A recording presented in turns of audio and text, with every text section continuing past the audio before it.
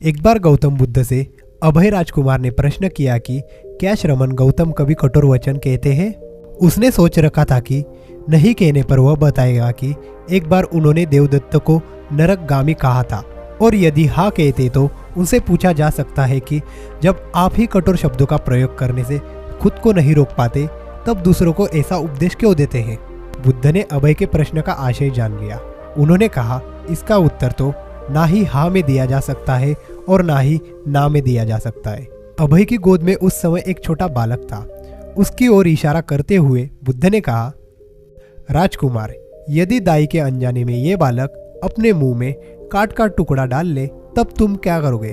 राजकुमार ने कहा, मैं उसे निकालने का प्रयास करूंगा। बुद्ध ने पूछा, यदि वह आसानी से न निकल सकता हो तो।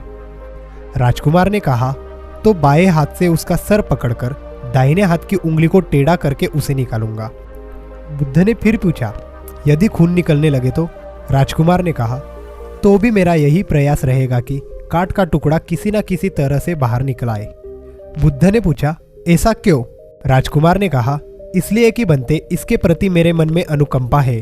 बुद्ध ने कहा, राजकुमार, ठीक इसी तरह तथागत जिस वचन के बारे में जानते हैं ये मिथ्या या अनर्थकारी है और उससे दूसरों के हृदय को ठेस पहुंचती है, तब उसका वे कभी उच्चारण नहीं करते। पर इसी तरह जो वचन उन्हें सत्य और हितकारी प्रतीत होता है तथा दूसरों को प्रिय लगता है उनका वे सदैव उच्चारण करते हैं। इसका कारण ये है कि तथागत के मन में सभी प्राणियों के प्रति अनुकंपा है। महात्मा बुद्ध की इस कहानी से हमें यह सीख मिलती है कि हमें दूसरों के मन को ठेस न पहुँचे ऐसी बात नहीं करनी चाहिए और हमें हमेशा सच बोलना चाहिए।